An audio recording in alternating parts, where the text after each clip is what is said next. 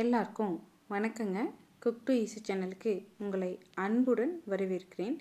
இன்றைக்கி நம்ம சுவையான நாட்டுக்கோழி தண்ணி குழம்பு எப்படி பண்ணுறதுன்னு பார்க்க போகிறோங்க. வாங்க இந்த நாட்டுக்கோழி தண்ணி குழம்பு செய்கிறதுக்கு தேவையான பொருட்கள் என்னென்ன, ப்ராசஸ் என்னன்னு பார்த்துடலாங்க. இந்த நாட்டுக்கோழி தண்ணி குழம்பு செய்கிறதுக்கு ஒரு தாளிப்பு ரெடி பண்ணணுங்க. அதுக்காக மண்சட்டி எடுத்து வச்சுருக்கேன். மண்சட்டி நல்லா சூடானதுக்கப்புறம் 2 டேபிள் ஸ்பூன் அளவுக்கு நல்லெண்ணெய் எடுத்துக்குங்க. எண்ணெய் நல்லா சூடானதுக்கப்புறமாங்க இதில் கடுகு மற்ற பொருட்கள் எல்லாம் போட்டு தாளிக்க போகிறோம். நான் இங்கே 1/2 டீஸ்பூன் அளவுக்கு கடுகு சேர்த்துருக்கேன். கடுகை நல்லா பொரிய விட்டுக்குங்க. கடுகு பொரிஞ்சதுக்கப்புறமா நல்லா 10லேருந்து 15 பூண்டு முழு பூண்டாக சேர்த்துக்குங்க. வெங்காயம் 2 கைப்பிடி அளவுக்கு வெங்காயம் சேர்த்துக்குங்க. இங்கே சின்ன வெங்காயம் சேர்த்துக்கிட்டால் இந்த குழம்புக்கு ருசி அதிகமாக இருக்குங்க. அதுக்காக சின்ன வெங்காயம் முடிஞ்ச அளவுக்கு சேர்த்துக்குங்க. நம்ம எடுத்துருக்க பூண்டு வெங்காயம் ரெண்டையுமே முழுசாகவே போட்டு ஃப்ரை பண்ணிக்கோங்க. நம்ம சேர்த்துருக்கக்கூடிய வெங்காயம் பூண்டு ரெண்டுமே ஓரளவுக்கு வதங்கினதுக்கப்புறமா இதில் நல்ல ஃப்ரெஷ்ஷான கருவேப்பிலை 2 கொத்து சேர்த்துக்குங்க. கருவேப்பிலை போட்டு நல்லா ஃப்ரை பண்ணதுக்கப்புறமாங்க இதில் சுத்தம் பண்ணி எடுத்து வச்சுருக்கக்கூடிய 3/4 கிலோ அளவுக்கு நாட்டுக்கோழி மஞ்சள் தூள் போட்டு நல்லா கழுவி எடுத்து வச்சுருக்கு. இந்த நாட்டுக்கோழியும் இந்த வெங்காயத்தோடையே சேர்த்து நல்லா வதக்கிக்க போகிறோங்க.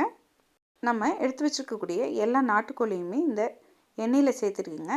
நல்லா கீழேருந்து மேலே மேலேருந்து கீழே சிக்கன் எல்லா பக்கமும் சுருண்டு வர்ற மாதிரி நல்லா கலந்து விட்டுக்குங்க. இது மாதிரி கலந்து விட்டதுக்கப்புறமாங்க நம்ம மூடி போட்டு இதை 20லேருந்து 25 நிமிஷம் போல் சமைக்க போகிறோம். அந்த சமயத்தில் நம்ம ஒரு 10 நிமிஷத்துக்கு ஒருக்கா மூடியை திறந்து ஒரு முறை நீங்கள் கிளறி விட்டுக்குங்க. இது மாதிரி கிளறி விட்டு ஒரு 25 நிமிஷம் போல் இந்த சிக்கனை குக் பண்ணிக்க போகிறோம். இந்த சமயத்தில் நம்ம இதுக்காக ஒரு மசாலா ரெடி பண்ண போகிறோம். வாங்க அந்த மசாலா எப்படி ரெடி பண்ணுறதுன்னு பார்க்கலாம். அடுப்பில் ஒரு கடாயை வச்சுக்கோங்க. கடாய் நல்லா சூடானதுக்கப்புறமாங்க இதில் 1 டேபிள் ஸ்பூன் அளவுக்கு நல்லெண்ணெய் சேர்த்துக்கோங்க. இந்த நல்லெண்ணெய் சூடானதுக்கப்புறமா இதில் பட்டை 2 மீடியம் சைஸு பட்டை சேர்த்துக்கோங்க. இது கூடவே ஒரு அன்னாச்சி பூ சேர்த்துக்கோங்க. கிராம்பு ஒரு 5 கிராம்பு, ஏலக்காய் 2 இல்லாட்டி 3 ஏலக்காய் சேர்த்துக்க போகிறோங்க. ஏலக்காய் இதெல்லாம் சேர்த்ததுக்கப்புறமா நம்ம 1 டீஸ்பூன் அளவுக்கு ஜீரகம், 1/2 டேபிள் ஸ்பூன் அளவுக்கு மிளகு, 1 டேபிள் ஸ்பூன் அளவுக்கு பச்சைக்கடலை பருப்பு, 1 டேபிள் ஸ்பூன் அளவுக்கு எள், இது எல்லாத்தையுமே இந்த எண்ணெயில் போட்டு நல்லா ஃப்ரை பண்ணிக்க போகிறோங்க. நம்ம சேர்த்துருக்கக்கூடிய எல்லா மசாலா பொருட்களும் எண்ணெயில் நல்லா ஃப்ரை பண்ணி எடுத்துக்கணும். நல்லா ஃப்ரை பண்ணதுக்கப்புறமா இதில் 1/2 டேபிள் ஸ்பூன் அளவுக்கு சோம்பு, 1 டேபிள் ஸ்பூன் அளவுக்கு வர கொத்தமல்லி, காரத்துக்கு தகுந்த மாதிரி 15லேருந்து 20 வரமிளகாய் சேர்த்துக்க போகிறோம். இது எல்லாத்தையுமே சேர்த்து நல்லா ஃப்ரை பண்ணிக்கோங்க. எந்த மசாலா பொருட்களுமே கறியை விடாமல் நல்லா ஃப்ரை பண்ணி எடுத்துக்க போகிறோங்க.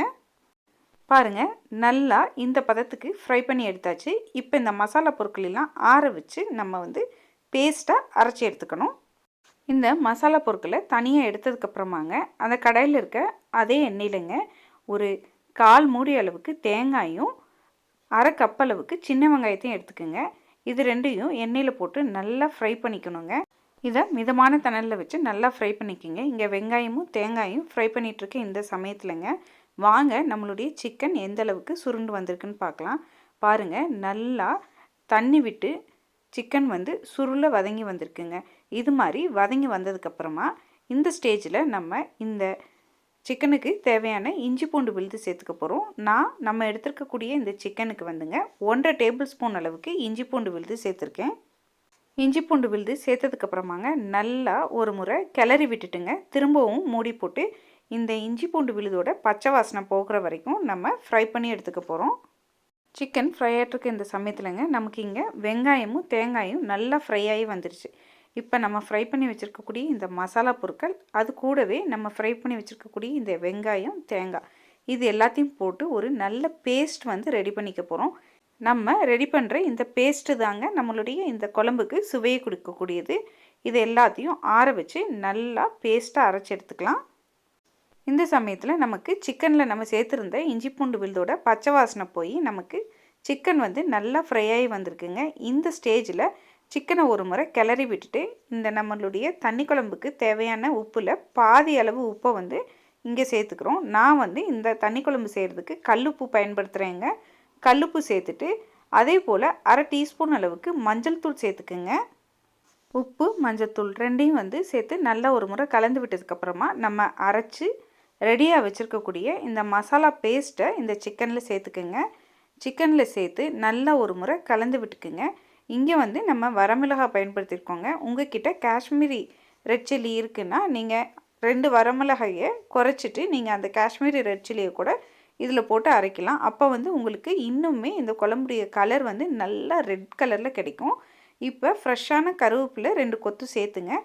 நம்ம சேர்த்துருக்கக்கூடிய இந்த மசாலா அது கூடவே சிக்கன் இது ரெண்டுமே நல்லா கலந்து வர மாதிரி ஒரு முறை கலந்து விட்டுக்கோங்க. கலந்து விட்டுட்டு இந்த ஸ்டேஜில் உங்களுக்கு இந்த குழம்பு எவ்வளவு தண்ணியாக வேணும் அப்படின்னு நீங்கள் நினைக்கிறீங்களோ அதுக்கு தகுந்த மாதிரி 2 கப் அளவுக்கு சுடுதண்ணி சேர்த்துக்குங்க. நல்ல சூடான தண்ணியை வந்து சேர்த்துட்டுங்க. கலந்து விட்டுட்டு மூடி போட்டு நல்லா கொதிக்க விட போகிறோம். இப்போ இந்த ஸ்டேஜில் சிக்கன் வந்து இந்த மசாலாவில் நல்லா கொதித்து உங்களுக்கு உப்பெல்லாம் சேர்ந்து வரணும். நீங்கள் தண்ணி சேர்த்ததுக்கப்புறமா உப்பு வந்து செக் பண்ணிவிட்டு இந்த ஸ்டேஜில் உப்பு சேர்த்துட்டுங்க நீங்கள் மூடி போட்டு வச்சுருங்க. இந்த சிக்கன் கிட்டத்தட்ட 15லேருந்து 20 நிமிஷம் போல் நமக்கு நல்லா கொதித்து வரணும். 20 நிமிஷத்துக்கு அப்புறமா நம்ம மூடியை திறந்து பார்த்தோம்னா அட்டகாசமான சுவையில் நமக்கு சிக்கன் தண்ணி குழம்பு ரெடி ஆயிடுச்சுங்க. நம்ம விட்ட நல்லெண்ணெய்லாம் நல்லா பிரிஞ்சு வந்துருச்சு. இப்போ இந்த ஸ்டேஜில்ங்க நம்ம நல்ல ஃப்ரெஷ்ஷான கருவேப்பிலையோ இல்லாட்டி கொத்தமல்லியோ நல்லா சேர்த்துங்க. நீங்கள் ஒரு முறை கலந்து விட்டுட்டு அடுப்பில் இருந்து இந்த சிக்கன் குழம்பை இறக்கி வச்சிங்கன்னா சூப்பரான சிக்கன் நாட்டுக்கோழி தண்ணி குழம்பு ரெடிங்க நமக்கு.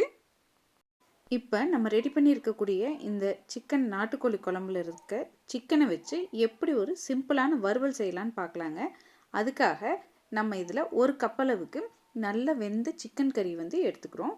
அது கூடவே 2லேருந்து 4 கரண்டி அளவுக்கு இந்த தண்ணி குழம்பையுமே எடுத்துக்கோங்க. இதை எடுத்து வச்சுட்டுங்க. இப்போ அடுப்பில் ஒரு கடாய் வச்சு கடாயில் 1 டேபிள் ஸ்பூன் அளவுக்கு நல்லெண்ணெய் சேர்த்துக்குங்க. எண்ணெய் நல்லா சூடானதுக்கப்புறமா 1/2 டீஸ்பூன் அளவுக்கு சோம்பு சேர்த்துக்குங்க. சோம்பு நல்லா பொரிஞ்சதுக்கப்புறமா ஒரு கைப்பிடி அளவுக்கு கருவேப்பிலை சேர்த்துக்குங்க. இது ரெண்டுமே நல்லா ஃப்ரை ஆனதுக்கப்புறமா நம்ம ஏற்கனவே எடுத்து வச்சுருக்கக்கூடிய இந்த கறியை வந்து குழம்போட இந்த எண்ணெயில் சேர்த்துருங்க. சேர்த்துட்டு நமக்கு காரத்துக்கு 1/2 டேபிள் ஸ்பூன் அளவுக்கு மிளகுத்தூளும் சேர்த்துருக்கோங்க. சேர்த்துட்டு நல்லா கலந்து விடுங்க. இப்போ இந்த நல்லெண்ணெயில் வந்து நம்ம சேர்த்துருக்கக்கூடிய இந்த குழம்பு கறி மிளகுத்தூள் எல்லாமே நல்லா வெந்து நமக்கு வந்து ஒரு ட்ரை ஃப்ரையாக கிடைக்குங்க. தேவையான அளவு நீங்கள் நல்லா ஃப்ரெஷ்ஷான கருவேப்பிலையை இதில் சேர்த்து ஃப்ரை பண்ணிக்கிங்க. நல்லா இந்தளவுக்கு ஃப்ரை பண்ணி எடுத்துக்கிட்டிங்கன்னா நமக்கு ஃப்ரை ரெடிங்க. வாங்க நம்ம ரெடி பண்ணி இருக்கக்கூடிய இந்த நாட்டுக்கோழி தண்ணி குழம்பையும் ஃப்ரையையும் வாழை இலையில் சூடான சாதத்தில் வச்சு பரிமாறிக்கலாம். நல்ல சூடான சாதத்து மேலே நம்ம ரெடி பண்ணி வச்சுருக்கக்கூடிய இந்த நாட்டுக்கோழி தண்ணி குழம்புங்க. குழம்பு கூடவேங்க நல்ல கறியும் சேர்த்து பரிமாறிட்டு இது கூடவே நம்ம பெப்பர் போட்டு நல்ல காரசாரமாக ரெடி பண்ணி இருக்கக்கூடிய இந்த நாட்டுக்கோழி வறுவலையும் வச்சு சாப்பிட்டோம்னா அருமையான சுவையில் அட்டகாசமாக இருக்குங்க.